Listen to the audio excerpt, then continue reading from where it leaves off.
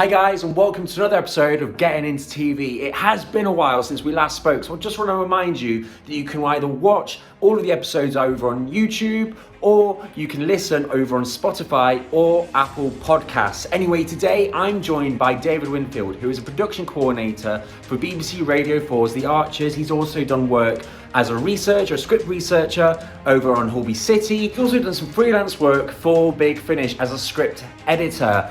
So quite the varied career. So hopefully there's some good information in there that you can take for whatever job it is you're applying to do, maybe as a script editor or as a researcher within drama, which obviously isn't really a role I feel like many people talk about. When you think of a researcher, you think of unscripted TV, you don't necessarily think of dramas. So hopefully there's some good information there for you. But without any further ado, let's start asking him some questions about his career. So I started as a BBC production apprentice in 2016. So I started September 2016. So I didn't at all expect to get on the apprenticeship. I thought I was going to go to university and do TV and film production, and I saw the apprenticeship go up and I thought, I'll apply, that'll be fun, I won't get it. And then I got an interview or I got an assessment day or something like that. I'll be like, I'll go along to that, it'll be fun, I won't get any further. And it carried on like that for like the summer. And then I got it and I was completely astonished.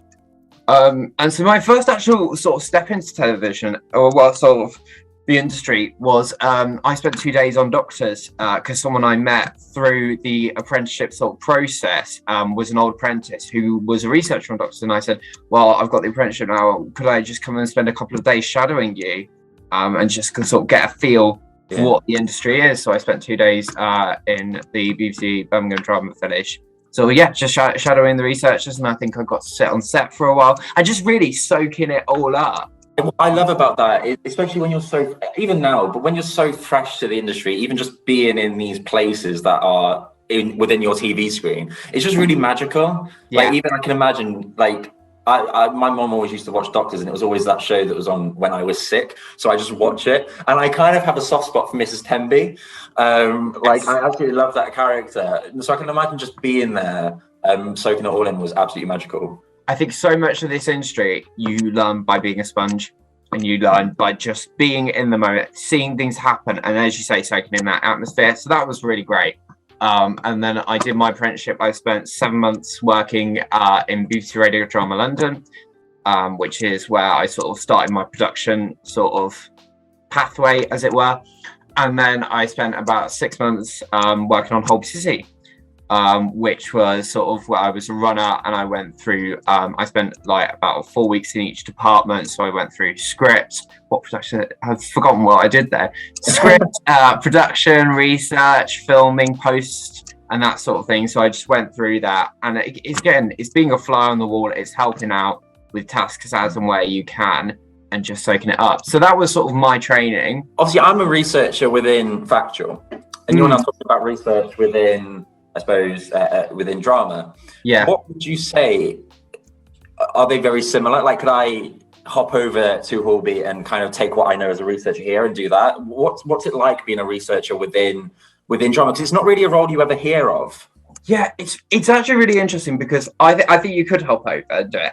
I don't think I could hop over and do your job, quite honestly. Like, I feel like I wouldn't know where to start. A research within drama, firstly, it's very script-based. It's all about delivering what is the vision of that script. How can we deliver the story that we're telling in the most authentic way?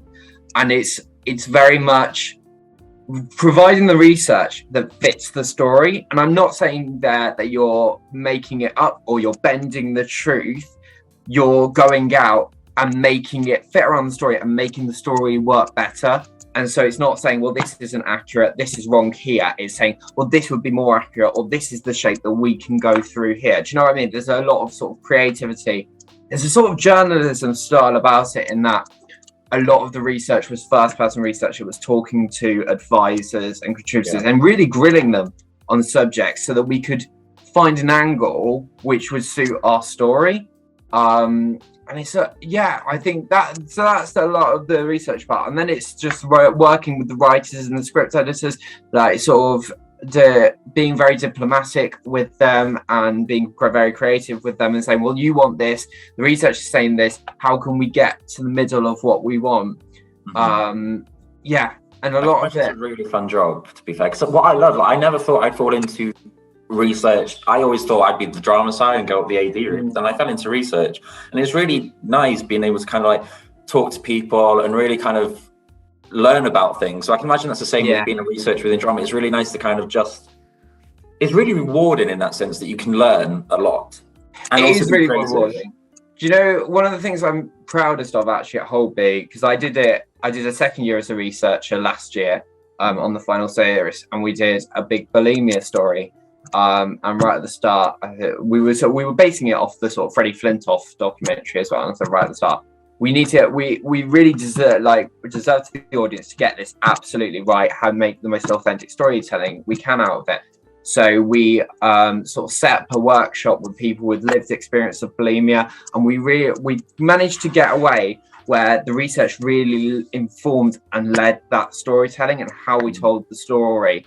And I'm not explaining this very well, but basically we worked very, very closely with people who had that lived experience that really fed into the scripts, and we were really, really on top of the research, and it was very much about psychological research as well. It wasn't so much illness, it's sort of what is that thought process and what are people thinking. And I watched it go out last year, and the reaction was just so heartwarming because it has such a message of get help, ask for help. It was so sort of, it wasn't a sensationalized story, which it can be if you leave writers to it on their own. I'm not saying they do this like incorrectly, but their job is to be invested in the drama and the character and the story and get the best like sort of drama out of it.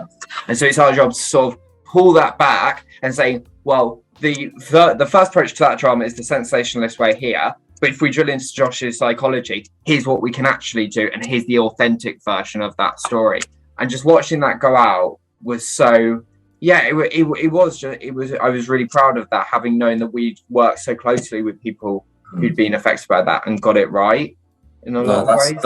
I can imagine that's really rewarding. Like, for instance, what I do as well, especially on the show that I'm on, when we go out live and the films go out and the appeals go out and we get a call from the police to say thank you and it's actually got a result, that's one of the like proudest moments that I can have doing what I do, because like, you know, all that research you've done has kind of helped someone get justice, I suppose. And it's absolutely that. And like for you, it's nice to, I suppose, see not only your work out there, but to see people being able to be like, oh, that's what I've got. And and it's seeing it reflected, and it's just saying to people, it's okay, please get, like, you can get help is out there. And it's because you always know that someone will be watching and know that situation, or know someone in that situation, or they'll be in that situation. And the worst thing you can do is sort of sensationalize it, have an experience which isn't truthful to what they're going through.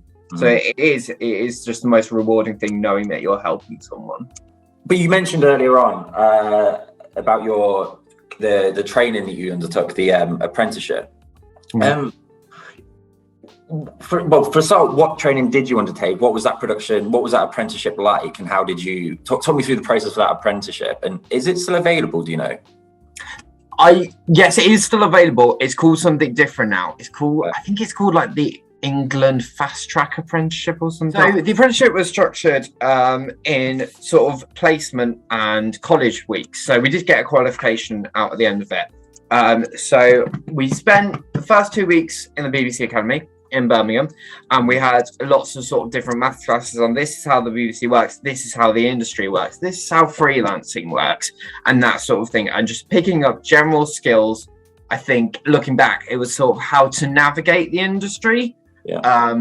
So that was the first sort of 2 weeks, and then you were sent off on placement. So I was sent into Radio Drama London, and a lot of those first few weeks was sort of, it's just sponging, it's shadowing people. And I had two mentors who were production coordinators. They're really lovely, Jenny and Joanne, who were amazing, sort of taking me under their wing. And they were like, well, this is sort of drama production process is sort of always rolling. So they were like, well, what I'm doing now is this sort of thing. Do you want to have a go at formatting a script? Here's a scene breakdown. Do you want to compile that for me? Do you want to do this bit? We need to do some availability checks from those actors. Do you want to make the phone calls? This is how you make the phone call. Do you know what I mean? So it was being shown how to do things and picking it up. And gradually you pick up that wider production process. And I also had an amazing manager who sat down with me and gave me sort of masterclasses on this is how we budget for radio drama, this is how the offer process happens, this is how we get commission, this is how we make it, this is how it goes out. And do you know what I mean? What I really found in that apprenticeship was that if you ask people to take the time out to teach you things, if you show that you're listening and you're engaged and you want to learn, they will give you all the time in the world. They really will. I think like there's so many training opportunities out there, but I do think that the best ones are the ones where you've got a mentor. Because I've said it in previous videos, like everyone's been in your shoes pretty much, like that they're willing to answer your questions. So to have a mentor, I think, is so valuable. So if anyone out there is watching and wanting to get into TV, I'd really recommend looking for a training scheme that has a mentor, just because. Or a buddy scheme at least. Like I just think it's really useful to have someone that has been through it and you can talk to, because there's nothing better than asking questions. I don't know. I think I learned during that year, I was very much someone who learned by doing things, often getting them wrong, learning by mistakes. You know what I mean? And it's I very much learned by being able to do things and the experience by it. And so we spent sort of 2 weeks then in a classroom in Wembley, being taught. I can't remember. This is really bad. Please don't put this out. Yeah, we spent 2 weeks in the classroom in Wembley, and then we would go out to play. We would go back out to placement. So I went back to radio drama, and it was just more. It was just more of that. It was building your skills. So when I started off in radio drama, I was sort of helping out on odd jobs, or I was doing a lot of script formatting, availability checking, sort of shadowing a studio, mentoring people. By the end, I was sort of like covering production coordinators when they were off. I built up, we had a radio drama called Midnight's Children, which was, it's a big Salman Rushdie novel. And obviously there's a lot of child actors involved. So I coordinated a huge child actor audition process. And then, you know what I mean? As you go on, you've built up these skills, so you're given the responsibility, or you're sort of relied on more to do things. And so there was very much learning in the college 2 weeks, but it was more developing and learning on the job, I think, is what it was. That's always the best, I find. Is that why obviously you did say you were thinking of going to university. Why did you choose not go to uni? So when I got the apprenticeship, I deferred my university place for a year because I thought there's no chance of me getting a job at the end of this. I'll do it, have fun, then I'll go back to uni. Because I thought that was the way to go. And then a year later, I still had work. I had work on the horizon, and I thought, I don't need to do this. And I've quite often thought back, because I haven't been to uni, and a lot of my colleagues have. And I've always thought, oh, should I go back, or should I try and like apply for the National Film and Television School and try to do a course there or something? Will that stand me in good stead? And I think I've not done it because I've learned that I just learn by doing.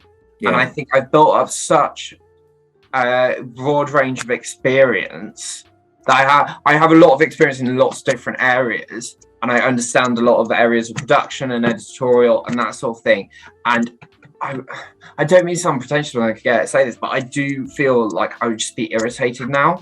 I totally am with you. The only reason I went to uni myself was so I could like pick myself up from where my family were living and move myself to Cardiff. I literally went to uni so I could be surrounded by opportunities, really. The day university to me was just a 3-year drinking session. That's what university was. I didn't necessarily get anything out of it that I think has helped me or put me in any better position than someone that has gone to university, you know? Do you know what? The only thing that I think, there's a couple of things I think I have missed out on. One is making my own stuff. I've never sort of got to sort of say, right, this is my short film, this is my script, I'm going to direct this sort of thing. I've never got to do that, but I have got to like offer contributions on screen. I was heavily involved in that bulimia story. I sort of led an initiative to bring NHS rainbow badges, which were an NHS initiative. I brought those to Holby City. It was a lovely thing to do at the time. So you know what I mean? There's different things that I've been able to do on other people's shows and on other people's brands. And in some ways, I love that because that's how my head works. When I think creatively, I'm quite often, like you can see, I'm a massive Doctor Who fan. I like playing in other people's universes, but I'm very aware that not struggled, but other people can really find their voice by doing their own work. And you look a lot at producers look a lot at short films and that sort of thing to gauge someone's creative voice. And I haven't got that. Uni is definitely a kind of place where you're given 3 years to just play and kind of develop your skills. Like university is great for that. So yeah, I know I definitely did feel like, even though I was drinking a lot during my university days, like I do feel lucky to, I mean, I wouldn't watch any of my short films back, but I feel lucky that I was given the opportunity to develop my skills and to like at least try. Like that was the fun part of it, I suppose, and I'm grateful I went. Yeah, absolutely. So I don't think I'm not a sort of person which says, oh, there's no point in going to uni, apprenticeship is the way to go. I think there's absolutely pros and cons of both. For me, I think I do still think about it, and I think I made the right decision, because that's the difference again when you're put into a big organization by like BBC. It depends where you are. You're sort of fitting a mold. Do you know what I mean? You're being molded into place, but also you've got to have the resilience to not be molded too much, because otherwise, why are you there? What it is very much centered around, especially when you get into like researching and dramas and script reading, it's what can you offer? What perspective can you bring to a room? So yeah, it's that constant pull and push, but you've got to have the resilience to sort of fight against it. I don't know if that's... No, that makes total sense. I completely agree with you. I suppose this would be a good time, actually, to ask you for your advice for new entrants. What would you say to yourself back in 2016 if you could have a conversation with him as advice? Always approach people and ask people questions. People love to be asked about what they're working on now. If you really like... I mean, I'm sort of drama oriented. That's how my head works. It's how my brain works. That's what I'm interested in doing. So if I love a TV program, look at who's produced it on the end. Look at who scripted it on the end. Send them an email. You can pretty easily work out a lot of people's email addresses at production companies. So just try and get your sort of name out there. Say, I love that show. Could you tell me more about the industry? Could you offer me some advice? Because people will quite often say yes, and people will often... that will lead you to opportunities. And I think when you're starting out, you're very worried and anxious about bothering people and not knowing what to say or not knowing what to offer. So I think don't worry about that. People want the enthusiasm and passion first. That's the most important thing. Definitely. I will still go into meetings, and the first thing someone will say to me is, what are you watching at the moment? I will just talk about TV generally. I'm sure it's the same for you. It's the exact same. We're always like, every meeting that we have, like, it always starts off by, oh, did you see this? Did you see this? And in TV, even though TV is my life. Like, I don't know what I would be if I didn't work in TV or didn't have TV. I really don't know what my calling would be, because it is literally there throughout. Talk to your peers, but also talk to the people that are doing the shows that you want to work on as well. Absolutely. And I think I don't know about you, I still feel like I'm learning how to network. I feel like I'm appalling at these emails, but I have to sort of force myself to do it. And it's holding your nerve while doing it.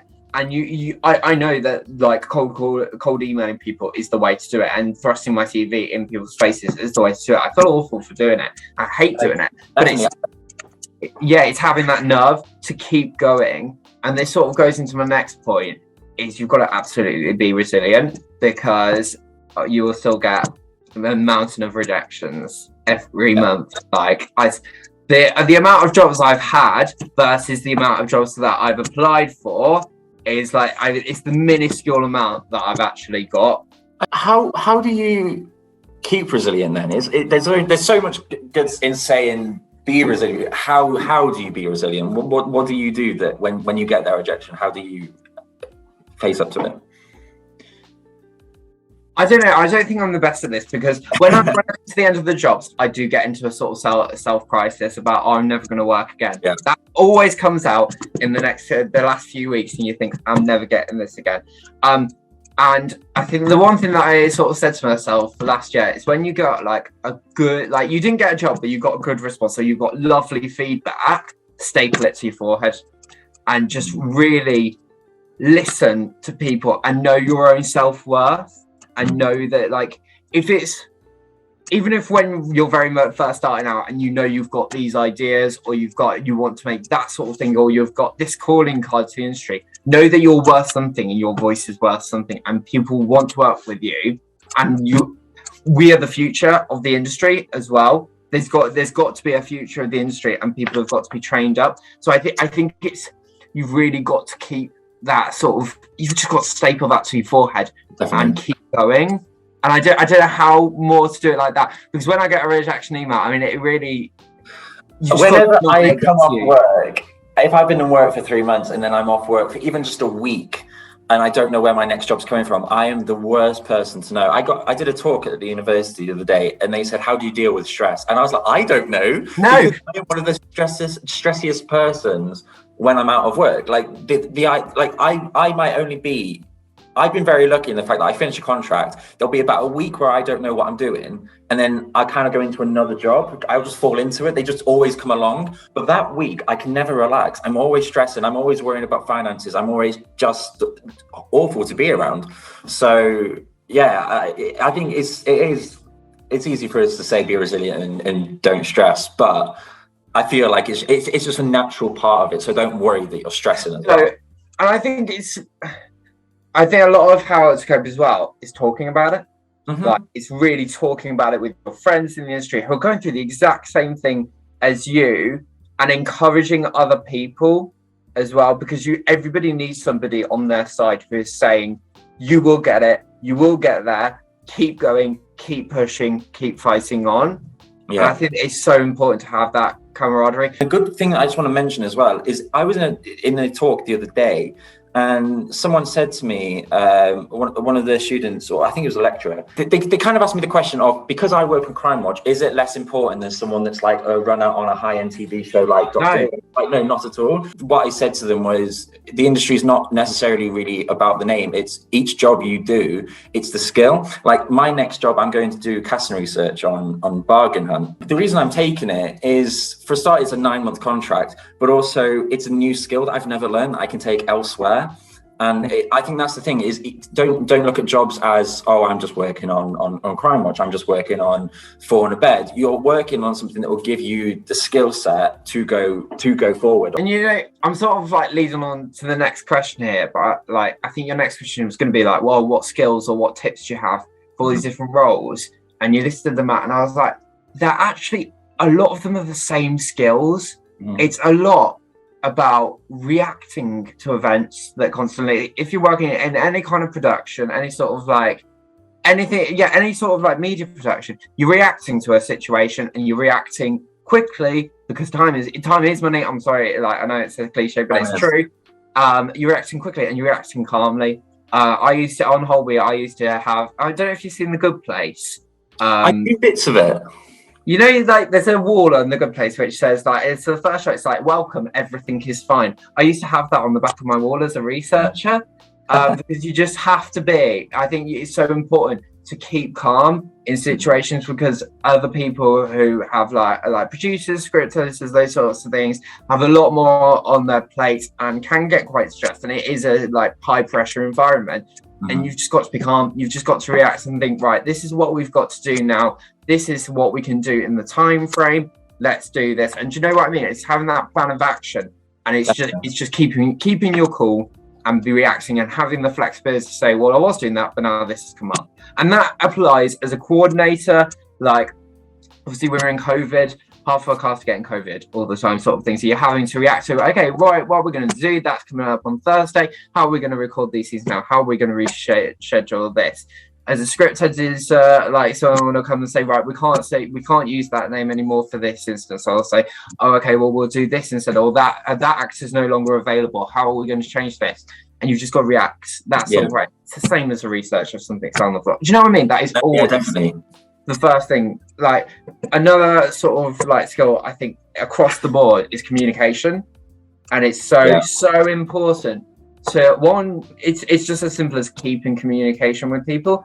And everyone says, like, I say this at every interview, but like, there's no point in saying you're going to do something, then stressing about it and like taking longer and not keeping someone informed. It's much better to say, yes, I'll do that. Something else comes up, then go back to the person and say, actually, this has come up and this is on the floor now shooting, or they're about to shoot this at 12. I need to prioritize this. I'll get to you at another point. Or do you know what I mean? Because there's no point in not saying to that other person, you do this delaying the process. And it's different forms of communication. Like as a coordinator, I'm sending out call sheets, schedules, very much production stuff, business stuff every day. And it's labeling emails very clearly. This is the email. This is what you need to do with it. Here's all the information you need. As a script editor, it's buttering up writers, saying, we love this bit, we love that bit. Can you change this? Or this didn't quite work for us. Let's discuss this. Or it's negotiating with people. As a researcher, you're often talking to people about sensitive topics, and it's really listening to them and understanding, you know what I mean? But all of those, it's just the way that you communicate, and it's just thinking about the way that you communicate. You've done a lot both in TV and radio. Why is that? Like, do you find that, because I've always been told, and I don't believe it at all, I've always been told you need to stick to something and run with it. But I believe that you can be as flexible and as fluid as you want, and just pick up new skills and go anywhere. Why? What's it been like for you? Have you found transitioning from TV to radio like easy, and can it be done? Yeah, it's a lot. That's two different questions. Easy, no. Can it be done? Yes. I never expected to work in radio, really. When I started my apprenticeship, I wanted to work in TV, and I was going to go onto a TV show, and then I got put into radio. And I'd never really listened to Radio 4 outside of the Archers. I'm sorry, I'm a bit of an ad of the Archers. So, do you know what I mean? But I've just absolutely fallen in love with the medium, and I think it's such a brilliant medium. I know a lot of people who have worked in both TV and radio, and I know it can be done. I think, because I've been told the thing of you have to stick with something and you have to show, because it's about showing that you're serious about something. Yeah. And the thing that I'm constantly banging on about, I'm all about drama. It's drama and scripts for me is my passion. And I know I'm a coordinator at the moment, but The Archers is a really love show. It's a very small team. It's a very fast show. And one day I'd love to be a producer. I really want to be able to produce a show like The Archers. I want to understand how it's made. And I think that's so important in whatever role you're doing in editorial, to really understand, well, what is the process that they've got to go through to get that idea onto the screen, onto the radio. Do you know what I mean? And I think so.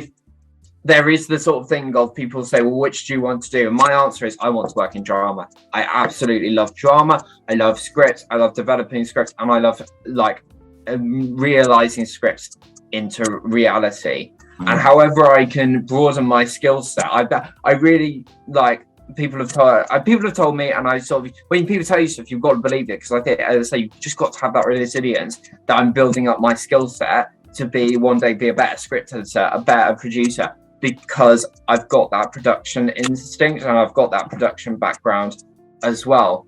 And yeah, I don't know how to answer that other than that was perfect. You've got to stick to your own guns. Yeah, you just got to stick to your own guns. Like, I will go, obviously, if I'm going into an interview for a TV show, I will talk about TV writers, TV that I'm watching, this sort of thing. I'll talk about that and Netflix series, that American show, this British series. If I'm going into a radio or an audio interview, I'll talk about audio writers, I'll talk about these drama schools, I'll talk about do you know what I mean? I'll talk about that thing on Radio 4, that podcast. The worst thing you can do is not do your research, especially do your research, get to know these people. Don't be a stalker. Don't go on their Facebook and start messaging them. But research, really understand their journey and what they've worked on. Honestly, people love to talk about what they've done. People in this industry are egotists. They love to talk about it. Why am I here? It's true. And I think it's a thing of we love telling stories. I think it does actually psychologically come down to that. We're all in this industry. And that's not just drama, that's unscripted. Everything is really storytelling. And by giving your story back, you're giving something back to help somebody else. And it is a narrative. Thank you so much for either watching or listening to today's episode. If you want to catch any more, remember you can go and check out YouTube, or you can listen on Spotify or Apple Podcasts. And also, if you have a question for either myself or David, please feel free to comment them down below or check out our social media and we'll be sure to answer them. But other than that, thank you so much for listening and watching, and I will see you next time for more Getting Into TV conversations. Bye.